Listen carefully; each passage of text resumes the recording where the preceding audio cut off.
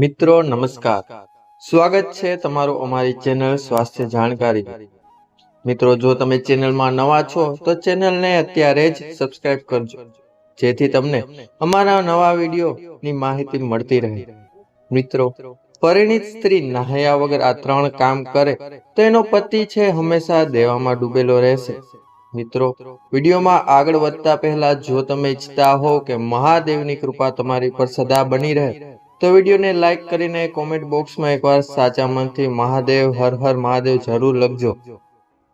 મિત્રો, એકવાર માતા પાર્વતીએ ભગવાન શિવને પૂછ્યું કે હે પ્રભુ, હું એ જાણવા માંગુ છું કે કયા લોકો આખી જિંદગીમાં દેવામાં ડૂબેલા રહે છે, પછી તે ભલે કોઈ પણ ઉપાય કરી લે પણ ક્યારેય દેવામાંથી બહાર નથી નીકળી શકતા.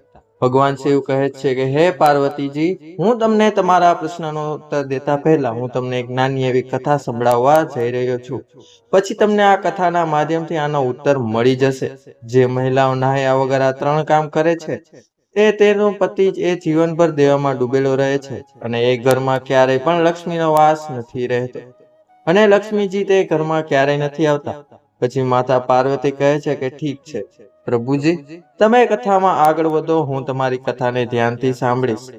ભગવાન શિવ કહે છે કે હે પાર્વતીજી, એક નગરમાં એક રાજા રહેતો હતો. એ પોતાનું રાજપાટ પૂરા મનથી સંભાળતો હતો. એ રાજા ત્યાગ, દાન અને બધા જ ગુણોથી સંપન્ન હતો. હજી તે રાજાના લગ્ન થયા ન હતા, પણ એક સુંદર રાજકુમારીની સાથે તે રાજાના લગ્ન નક્કી થઈ ગયા હતા. ત્યાં એકવાર તે રાજાના દરબારમાં એક સાધારણ વેશભૂષાવાળા એક આદમીને પકડીને રાજાના સૈનિકો દરબારમાં લાવ્યા. તે રાતમાં બહુ વધારે ધનની સાથે કંઈક જઈ રહ્યો હતો. તેની વેશભૂષા જોઈને એવું લાગતું ન હતું કે તે આ બધા ધનનો માલિક હોય. એટલા માટે તે બધા સિપાહીઓને લાગ્યું કે તે આદમી ચોર હશે તે ચોરી કરીને આ બધું ધન લાવ્યો હશે. આટલા માટે તે ભાગવાની કોશિશ કરતો હતો. એમાં તે રાજાના સિપાહીઓ તે આદમીને પકડી લીધો હતો અને તેને રાજાની સામે હાજર કર્યો. પછી રાજાએ જ્યારે તે આદમીને પરિચય પૂછ્યો અને એવું જાણવાનું કીધું કે આ ધન એની પાસે ક્યાંથી આવ્યો અને કેવી રીતે આવ્યો, તો તે આદમી જણાવવા લાગ્યો કે તે પોતે એક ધનાઢ્ય સ્ત્રીનો નોકર છે અને તે સ્ત્રીએ તેને આ બધું ધન આપેલું છે. તો હવે તે રાજાની જિજ્ઞાસા વધી ગઈ હતી. તો તે રાજાએ તે આદમીને એવું કીધું કે તું મને સૌપ્રથમ એ જણાવ કે તે સ્ત્રીએ તને આટલું બધું ધન શા માટે આપ્યું અને પાછળનું કારણ શું છે. તો તે રાજાની વાત સાંભળીને તે આદમી એવું કહેવા લાગ્યો કે એમાં એવું છે કે તે સ્ત્રીના મારી સાથે કંઈક અલગ જ સંબંધો છે અને તે મને તેના પતિની હત્યા કરીને મને મળવા આવશે અને અમે બંને આ બધું ધન લઈને કંઈક દૂર જતા રહીશું અને બંને સાથે સારું જીવન જીવશું. અને આવું વિચારીને તેણે મને આટલું બધું ધન આપીને શહેરની બહાર રાહ જોવા માટે કીધેલું છે. તો તે રાજાએ તે માણસને પારખવા માટે રાજાએ પોતાના સૈનિકોને સત્ય જાણવા માટે તે સ્ત્રીના પતિ પાસે મોકલ્યા. પછી તે બધા સિપાહીઓએ રાજા પાસે આવીને તેને એવી ખબર આપી કે સ્ત્રીને કે આ નોકરને તમે પકડી લીધો છે એ તેને ખબર પહેલેથી જ પડી ગઈ છે. હવે તે એવું કહે છે કે લૂંટેરાઓએ એનું બધું ધન લૂંટી લીધું છે અને તેના પતિની હત્યા કરીને ભાગી ગયા છે અને તે હવે તેના પતિના અગ્નિ સંસ્કાર માટે તૈયાર થઈ ગઈ છે અને તે પોતાને પતિવ્રતા સાબિત કરવા માટે સતી થવાની યોજના બનાવી રહી છે. પછી જેવી સવાર થઈ ત્યારે રાજા તે આદમીને અને સિપાહીઓને સાથે લઈને તે સ્ત્રીના ઘરે પહોંચી જાય છે. પછી રાજાએ ત્યાં પહોંચીને જે દ્રશ્ય જોયું તે જોઈને રાજા અચાનક જ ચોંકી જાય છે, કારણ કે તે સ્ત્રી છે પોતાના પતિની ચિતા ઉપર બેસી ગઈ હતી અને તે બંનેના અગ્નિ સંસ્કાર થવાના હતા. તો ત્યાં અચાનક જ રાજાએ તે ચિતાને અગ્નિ દેવાવાળા માણસને ઝડપથી રોકી લીધો. પછી તે સ્ત્રીને ચિતા ઉપરથી નીચે ઉતરવા માટે કહ્યું. પછી તે રાજાએ તે સ્ત્રીને તેનું બધું જ ધન દેખાડ્યું અને તેની સામે આ નોકરને હાજર કર્યો. પછી તે રાજાએ તે સ્ત્રીને કીધું કે મને તારી બધી જ હકીકત ખબર પડી ગઈ છે. હવે તું પોતાનો પત્ની ધર્મનો ત્યાગ કરી દે અને રાજભોગ લેવા માટે તૈયાર થઈ જા.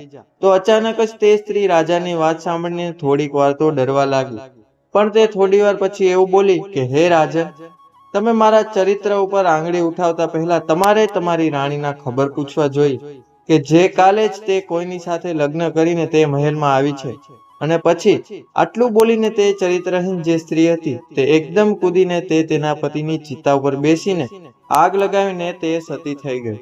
કોઈ કાંઈ પણ કરે ત્યાં સુધીમાં તે સ્ત્રી બળીને રાખ થઈ ગઈ હતી.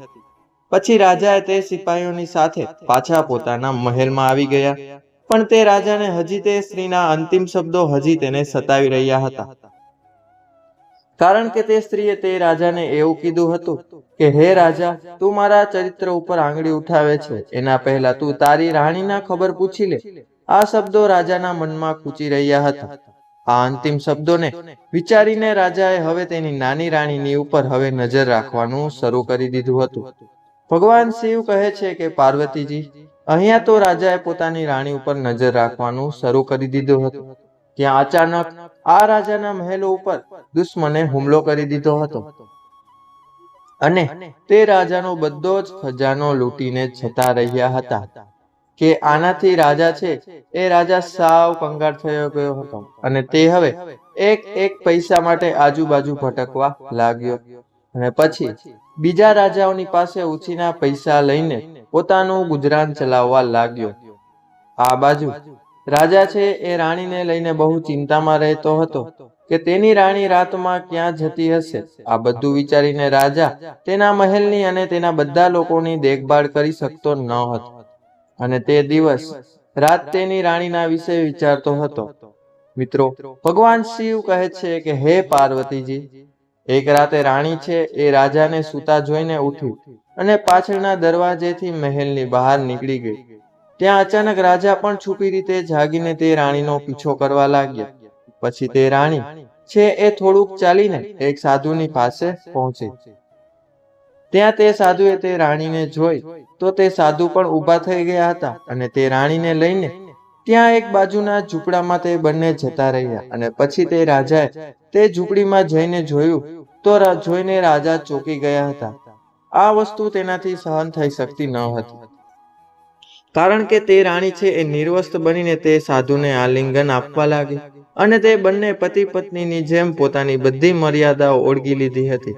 તો આ બધી વસ્તુ જોઈને તે રાજાથી આ વસ્તુ સહન થઈ શકતી ન હતી, કારણ કે તે રાજા એવું વિચારવા લાગ્યો કે મેં મારી રાણીને આટલી બધી સાચવીને મેં તેને આટલો પ્રેમ આપ્યો, પણ તેમ છતાં તે મારી બનીને રહી શકતી નથી અને તે મને વિશ્વાસઘાત આપીને તે આ સાધુની સાથે આ કૃક્રમ કરી રહી છે. હવે તે રાજાને બહુ ક્રોધ આવવા લાગ્યો અને તે રાજાએ અચાનક તે ઝૂંપડીમાં જઈને તે સાધુને અને રાણીને મારી નાખ્યા. પછી આવી રીતે રાજાએ રાણીને અને તે સાધુને મારીને પછી તે પોતાના મહેલમાં પાછો આવ્યો તો તે કંઈક અલગ જ વસ્તુ જોઈને ચોંકી જાય છે. રાજા તેના મહેલમાં જોવે છે તો તેના મહેલ ઉપર પહેલેથી જ દુશ્મનો ઉભેલા હતા અને તે રાજા ઉપર તે બધા દુશ્મનો આક્રમણ કરી દે છે અને તે રાજા છે કોઈ પણ રીતે પોતાનો જીવ બચાવીને જંગલમાં ભાગી જાય છે. આવી રીતે તે રાજાના બહાર જવાથી તે દુશ્મન છે તે તેના રાજમાં કબજો કરી લે છે. પછી હવે તે રાજા એટલો બધો કંગાળ થઈ જાય છે કે તેને પહેરવા માટે તેની પાસે એક પણ કપડાં બચ્યા ન હતા. ત્યાં અચાનક તેની મુલાકાત છે એ જંગલમાં એક સાધુની સાથે થઈ જાય છે. તે સાધુ છે એ કોઈ બીજું જ નહીં પણ તે સાક્ષાત ભગવાન વિષ્ણુ છે કે જે લક્ષ્મીજીની સાથે ભ્રમણ કરવા માટે જઈ રહ્યા હતા. મિત્રો, ભગવાન શિવ કહે છે કે હે પાર્વતીજી, હવે તમે વિચારી રહ્યા હશો કે તે રાજાની મુલાકાત તે ભગવાન વિષ્ણુની સાથે શા માટે થઈ. તો હું તમને જણાવવા માંગુ છું કે તે રાજા એ બહુ દયાળુ હતો અને સારા સ્વભાવનો હતો. તે ક્યારેય કોઈનું ખોટું તો વિચારતો ન હતો. તેણે પોતાના બધા જ જન્મમાં સારા કર્મો કર્યા છે. બસ આટલા માટે જ તે ભગવાન વિષ્ણુ સાધુના રૂપમાં તેની સામે પ્રગટ થયા. પછી તે રાજા છે એ ભગવાન વિષ્ણુને જોઈને તેના ચરણોમાં પડી જાય છે અને તેને એવું કહેવા લાગે છે કે હે મહારાજ, મને એ વસ્તુ સમજાતી નથી કે મારા દિવસો આટલા બધા સારા હતા અને મારી પાસે આટલું બધું ધન હતું અને હું એક રાજા હતો,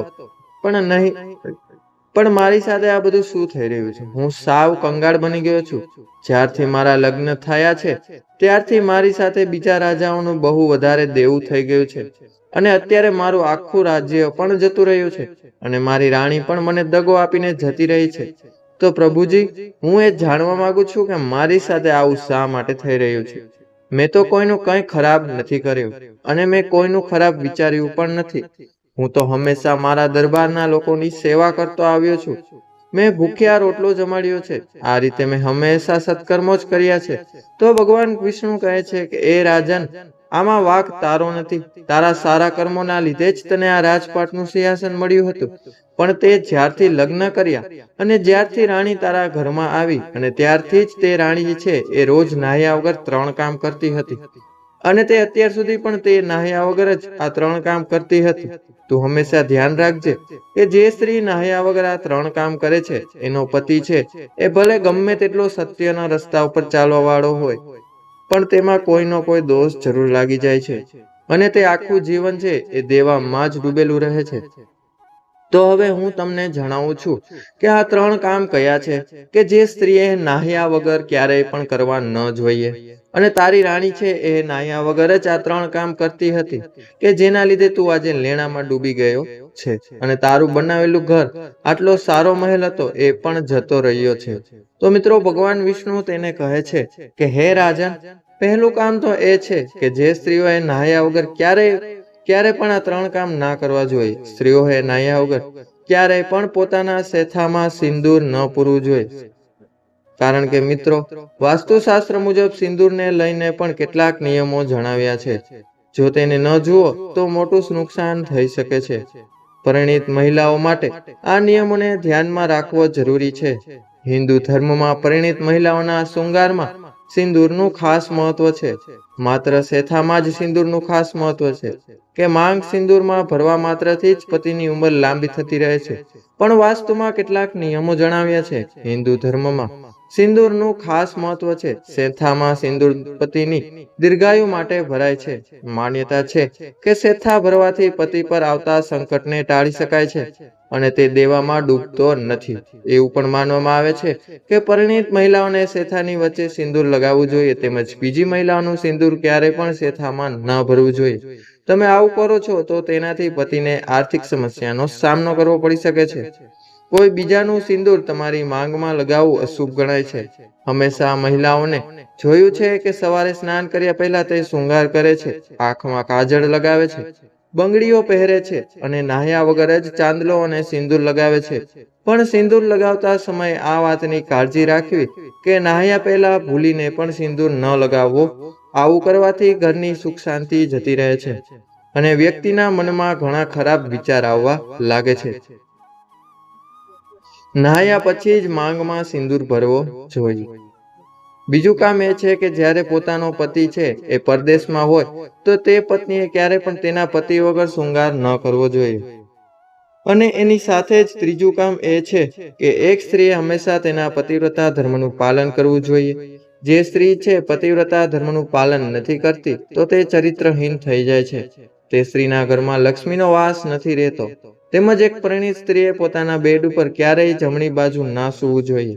તેમજ વાસ્તુશાસ્ત્ર અનુસાર બેડરૂમમાં બેડ પર સાચી દિશામાં હોવો જોઈએ જરૂરી છે. અને જો બેડરૂમમાં બેડ ઉપર પત્ની જમણી બાજુ સૂવે તો ઘરમાં નકારાત્મક ઉર્જા વધવા લાગે છે અને પતિ પત્નીના જીવનમાં સુખ અને સમૃદ્ધિ દૂર થઈ જાય છે. આવું થવાને કારણે પરિવારના સભ્યો વચ્ચે ઝઘડા પણ થવા લાગે છે. આથી વાસ્તુશાસ્ત્ર જણાવે છે કે રૂમમાં બેડ ઉપર પત્ની હંમેશા ડાબી બાજુ સૂવું જોઈએ. તો મિત્રો, આવી રીતે સ્ત્રીઓ છે એને આ નાહ્યા વગર જો આ 3 કામ કરે છે તો એનો પતિ આખું જીવન લેણામાં ડૂબેલો રહે છે. અને આ બાજુ ભગવાન વિષ્ણુ તે રાજાને કહે છે કે આ વસ્તુ પર તારી સાથે જ થઈ હતી. તારી રાણી છે એ હંમેશા નાહ્યા વગર જ સિંદૂર લગાવતી હતી અને જ્યારે પણ તું બહાર જતો હતો ત્યારે એ બહુ શૃંગાર કરતી હતી અને તેના પછી તે બહુ મોટી ચારિત્રહીન પણ હતી અને તે તેના પલંગ ઉપર જમણી બાજુ જ સૂતી હતી. આથી તારે આવી હાલાતનો સામનો કરવો પડી રહ્યો છે. પછી આટલું બોલીને ભગવાન વિષ્ણુ અને લક્ષ્મીજી આગળ જતા રહ્યા. હવે આ બાજુ તે રાજાને માનસિક શાંતિ સાફ જતી રહી હતી. તે હવે દુઃખી રહેવા લાગ્યો હતો. હવે આ સાંસારિક સુખોથી તેનું મન સાફ ઉડી ગયું હતું. હવે સાંસારિક દુઃખોથી તેનું મન પણ હવે સાફ ઉડી ગયું હતું. તેના મનમાં વૈરાગ્યની ભાવના આવવા લાગી. એવું લાગતું હતું કે તેના ધર્મ કાર્યમાં જરૂર કોઈ ખોટ રહી હશે કે જેના લીધે ભગવાનને તેને પોતાની રાણીનો વિશ્વાસઘાત બતાવીને આવી રીતે સજા આપી. પછી તે રાજા જ્યારે તે સમુદ્ર પાસે પહોંચ્યો પછી ત્યાં જઈને તે રાજા છે સમુદ્ર દેવતાની તપસ્યા કરવા લાગ્યો. અને પછી જ્યારે તે સમુદ્ર દેવતાએ તે રાજાને જ્યારે દર્શન આપ્યા તો તે રાજાએ સમુદ્ર દેવતાને એક પ્રાર્થના કરી કે હે સમુદ્ર દેવતા, હું તમારા તટ ઉપર તપસ્યા કરવા માંગુ છું. હું એ વસ્તુ ઈચ્છું છું કે મારી સાધના છે એ નિર્વિઘ્ન પૂરી થઈ જાય અને મને તમે આશીર્વાદ આપજો. આટલા માટે મારી સાધના છે એ નિર્વિઘ્ન પૂરી થાય. બસ આવા જ મને આશીર્વાદ આપો. ત્યાં તે સમુદ્ર દેવતાએ તે રાજાની તપસ્યા કરવાની આજ્ઞા આપી અને વર્ષો પછી તપસ્યા કરીને પછી તે રાજાને પાછી તે રાજ સિંહાસન પ્રાપ્ત થઈ. તો મિત્રો, એક પરિણીત સ્ત્રીએ ક્યારેય નાહ્યા વગર ક્યારેય આ વિડીયોમાં જણાવેલ કાર્યો કરવા જોઈએ નહીં. અને જો કોઈ આ ભૂલથી પણ કરશે તો તેનો પતિ કંગાળ બની જશે અને તે હંમેશા દેવામાં ડૂબેલો રહેશે. તે ક્યારેય પણ ધનવાન નહીં બની શકે. તો મિત્રો, આ માહિતી તમને કેવી લાગી તે કોમેન્ટ બોક્સમાં કોમેન્ટ કરીને અમને જરૂર બતાવજો. અને વિડીયોને લાઈક કરજો, અમારી ચેનલને પણ સબસ્ક્રાઇબ કરજો તથા બાજુમાં આપેલ બેલ આઇકન બટનને અવશ્ય દબાવજો જેથી અમારા રોજ વાસ્તુશાસ્ત્રને લગતા વિડીયો તમને મળતા રહે. તો મિત્રો, હવે મળીશું નવા વિડીયો સાથે. ત્યાં સુધી બધાને જય શ્રી કૃષ્ણ, જય શ્રી રામ, રાધે રાધે, હર હર મહાદેવ. ધન્યવાદ. બધાનો ખૂબ ખૂબ આભાર.